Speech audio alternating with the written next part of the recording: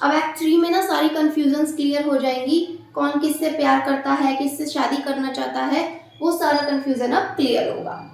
तो बच्चों अब हमारे थर्ड एक्ट में, हमारे फाइनल एक्ट में क्या होता है, ये जो लौका है ना, ये सर्जियस से कहती है कि, ये इससे कहती है तुम्हारी जो मंगेतर है ना, कौन कौन है इसकी मंगेतर, रैना, तुम्हारी जो मंगेतर है रैना, वो ब्लंट्सचली से प्यार करती है। किससे प्यार करती है?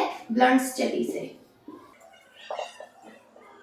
इससे, वही जिसको इसने भगाने में मदद की थी। ठीक है, तो जब ये बात सर्जियस को पता चलती है तो वो रैना और ब्लंट्सचली दोनों के पास जाता है और ब्लंट्सचली को वो ना एक डुअल प्रपोजल देता है, मल्ल युद्ध जिसे आप हिंदी में बोलते हो।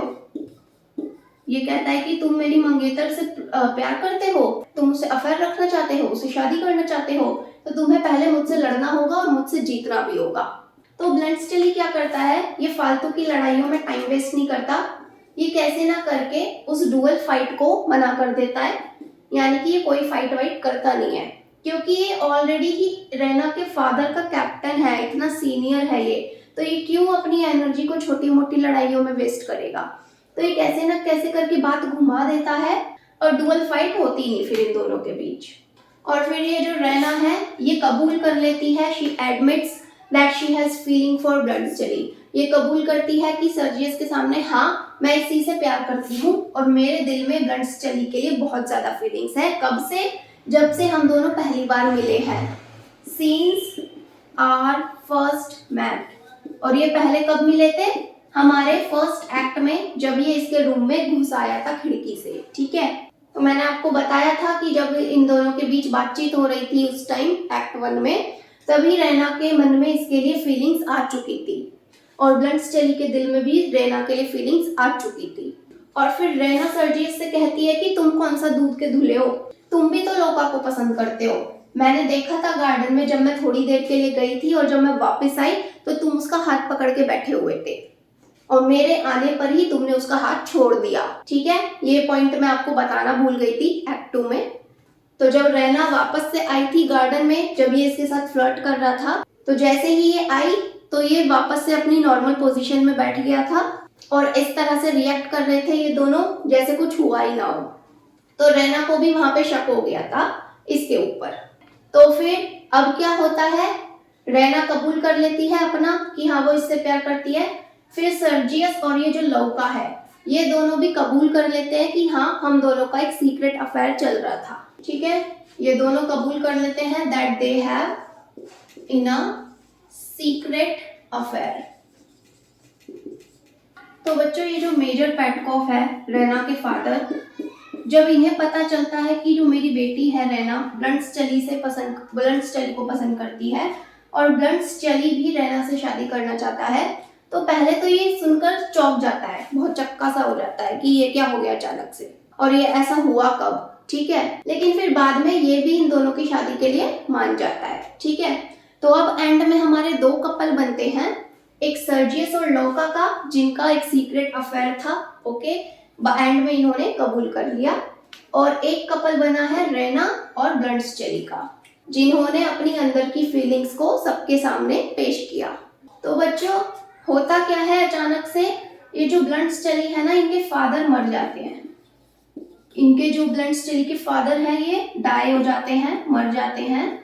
तो अब जितनी भी प्रॉपर्टी होती है ना इनहेरिटेंस के रूप में इन्हें मिल जाती है, यानी कि अब पैसों की कोई कमी नहीं है। पहले थोड़ी बहुत कमी थी इनके पास पैसों की, लेकिन अब जायदाद मिलने से इनके पास पैसों की कोई कमी नहीं है।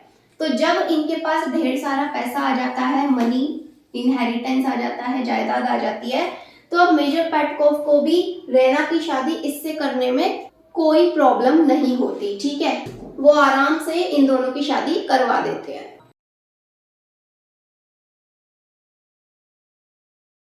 तो बच्चों अब आप ये तो सोच ही रहे होगे कि लौका की एक तो एंगेजमेंट हो चुकी थी निकोला के साथ, तो फिर अभी ये दोनों कैसे शादी कर सकते हैं। तो बच्चों मैं आपको बता दूं, ये जो निकोला है बहुत ही भला आदमी है, बहुत ही भोला है। जब इसे पता चलता है कि लौका अब सर्जियस से शादी करना चाहती है और उसको ऑलरेडी मालूम होता है कि लौका की हमेशा से ही बड़ी बड़ी ख्वाहिशें रही हैं कि वो कभी भी एक नौकरानी बनके अपनी जिंदगी नहीं बिता सकती मेरे साथ। तो वो लोका की खुशी के लिए उसको अपने एंगेजमेंट के बंधन से मुक्त कर देता है, ठीक है। वो एंगेजमेंट कैंसिल कर देता है लोका के साथ, ठीक है, और खुद जाकर के लोका का हाथ सर्जियस के हाथ में दे देता है, ठीक है। तो देखिए कितना बड़ा दिल है इसका, लोका की खुशी के लिए ही उसने उसके साथ एंगेजमेंट तोड़ दी। और इधर ये जो ब्लंट्स चली है, जैसे मैंने आपको बताया कि अब इसके पास बहुत ज्यादा पैसा आ चुका है इसके फादर के मरने के बाद, क्योंकि पूरी प्रॉपर्टीज के नाम हो चुकी है। तो ये बोलता है कि मैं निकोला को हायर कर लूंगा और ये मेरे साथ मिलकर होटल्स चलाने में मदद करेगा, ठीक है। यानी कि ये इसे एक नौकर जैसी जो ये अब तक जिंदगी जीता आया है उससे कहीं गुना एक अच्छी जिंदगी देना चाहता है, ठीक है। तो ये इसको हायर कर लेता है एक अच्छी पोस्ट पर। और उधर मैंने आपको बताया था कि रैना ने कबूल कर लिया था अपना प्यार कि हाँ वो इससे शादी करना चाहती है। तो रैना ब्लंट्सटेली को ये भी बताती है कि भाई मैं 17 साल की नहीं हूँ, आई एम 23 ईयर्स ओल्ड, ठीक है। क्योंकि वो इसको पहले बोला था इसने इसको कि भाई मैं तो 17 साल की हूँ, लेकिन अब जब ये दोनों शादी के बंधन में बंधने जा रहे हैं तो कोई भी बंधन की शुरुआत झूठ से नहीं करनी चाहिए, इसलिए सच बता देती है। वो कहती है कि मैं 23 साल की हूँ, मैं 17 साल की नहीं हूँ। तो हमारी कहानी की एंडिंग इस तरह की होती है बच्चों। ब्लंट्सटेली निकोला को हायर कर लेता है एक अच्छी पोस्ट पर। ये दोनों आपस में शादी के लिए रेडी हैं, रैना और ब्लंट्सटेली आपस में शादी के लिए रेडी हैं, ठीक है। और कहानी की एंडिंग कुछ ऐसी होती है, ये जो सर्जियस है एंड में ब्लंट्सटेली के लिए बोलता है व्हाट अ मैन। क्या वर्ड यूज करता है इसके लिए? What a man.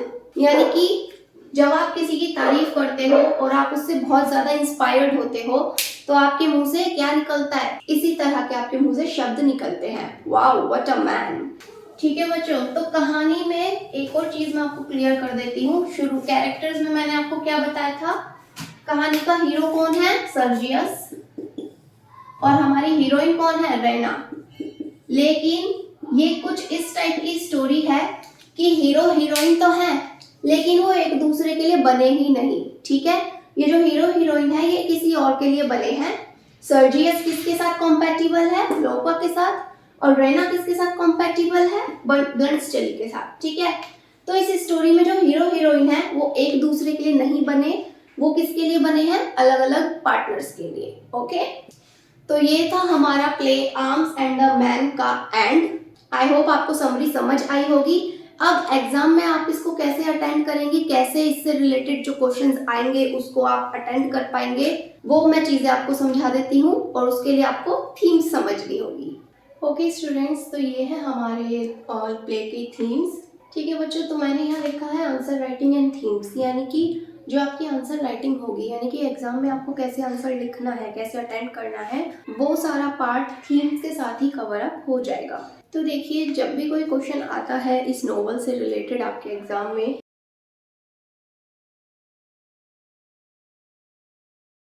आप और भी नोवेल एक्सप्लेनेशन देखना चाहते हैं जो मैंने रेडी कर रखे हैं तो डिस्क्रिप्शन बॉक्स में लिंक्स हैं, प्लेलिस्ट भी है, आप प्लीज चेक करिएगा। और भी कोई नोवेल हो जो आप चाहते हो मैं आपके लिए एक्सप्लेन करूं तो आप उस नोवेल या पोएम का नाम कमेंट में जरूर लिखिए, क्योंकि ये भी एक रिक्वेस्टेड नोवेल था। और बाकी मैं जो है इन चारों टॉपिक से रिलेटेड वीडियोस बनाती हूँ। अगर आप इन चारों टॉपिक में से किसी एक में भी इंटरेस्ट है या आप तैयारी कर रहे हैं तो आप मेरे चैनल को फॉलो कर सकते हैं।